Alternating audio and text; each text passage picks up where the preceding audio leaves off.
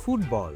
কখনো এটা পরম আরাধনার নাম, আবার কখনো বুক চিরে আসা এক দীর্ঘশ্বাসের গল্প। যারা 2022-এর সেই দোহার রাতটা ভুলতে পারেন নাই, যাদের বুকের ভেতর ক্রোয়েশিয়া নামটা এখনও একটা খচখচে ব্যথার মতো বিধে আছে, তাদের জন্য আজকের এই ম্যাচটা ছিল কেবল একটা জয় না, এ ছিল হারানো সম্মান ফিরে পাওয়ার লড়াই। আপনারা কি মনে করেন, নেইমারের সেই কান্না কি আজ একটু হলেও মুছেছে?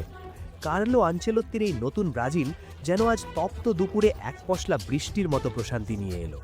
ম্যাচের শুরু থেকেই ব্রাজিলিয়ানদের চোখে মুখে আমি এক অদ্ভুত ক্ষুধা দেখেছি, জেতার ক্ষুধা, গোল করার ক্ষুধা। প্রথমার্ধের ইনজুরি টাইমে ভিনিসিয়াস জুনিয়র যখন সেই স্পিডি রানটা নিলেন, মনে হচ্ছিল যেন মাঠের ঘাসগুলো তার পায়ের ছোঁয়ায় কথা বলছে। আর সেখান থেকে দানিলোর সেই ফিনিশ, উফ, একদম চোখের শান্তি। এই এক গোলেই দানিলো যেন 2026 বিশ্বকাপের বিমানে নিজের সিটটা কনফার্ম করে ফেললেন। কিন্তু ভাই, মাঝখানে তো জানটা প্রায় শুকায় গেছিল। 84 মিনিটে যখন লভ্র মায়ের গোলটা শোধ করে দিলেন, মনের কোণে কি সেই পুরনো ভীতিটা উকি দেয় নাই? মনে হচ্ছিল ইতিহাস বুঝি আবার নিজেকে রিপিট করতেছে। কিন্তু না, এইটা আনচেলত্তির নতুন ইয়াং ব্রিগেড। এনরিক মাঠে নামা মানেই তো গেম চেঞ্জ।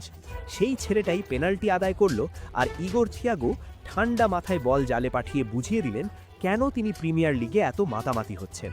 আর সবশেষে মার্টিনেল্লির সেই ক্লিনিক্যাল ফিনিশ, পুরো ম্যাচটা যেন একটা পারফেক্ট সিনেমার মতো শেষ হলো। আপনারা কি খেয়াল করেছেন মার্কিন হোসের সেই ওয়ান ম্যান আর্মি পারফরম্যান্স? ডিফেন্সে তিনি না থাকলে কিন্তু গল্পটা অন্যরকম হতে পারত। তবে বেন্তর ওই বেরিয়ে আসাটা কি ঠিক ছিল? কমেন্টে জানান তো আপনাদের কি মনে হয়। প্রাপ্তির খাতায় যদি যোগ করি, তবে বলবো ফ্রান্সের সাথে সেই এলোমেলো ফুটবলের পর ক্রোয়েশিয়ার মতো কঠিন দলের বিপক্ষে এই গোছানো ফুটবল আমাদের হেক্সা জয়ের স্বপ্নটা আবার নতুন করে জাগিয়ে তুলল। নেইমার হয়তো মাঠে ছিলেন না, কিন্তু গ্যালারির প্রতিটি চিৎকারে তার অস্তিত্ব মিশেছিল। এই জয়টা সাধারণ জয় না, এই জয়টা আত্মবিশ্বাসের। মনে রাখবেন, 2026 বিশ্বকাপে ব্রাজিল হয়তো ফেভারিট হিসেবে যাচ্ছে না, কিন্তু এই দলটাকে হিসাবে না রাখা হবে প্রতিপক্ষের সবচেয়ে বড় ভুল। দেখা হবে পরের ভিডিওতে। ততক্ষণ ফুটবল রোমান্টিকতায় মেতে থাকুন। আল্লাহ হাফেজ।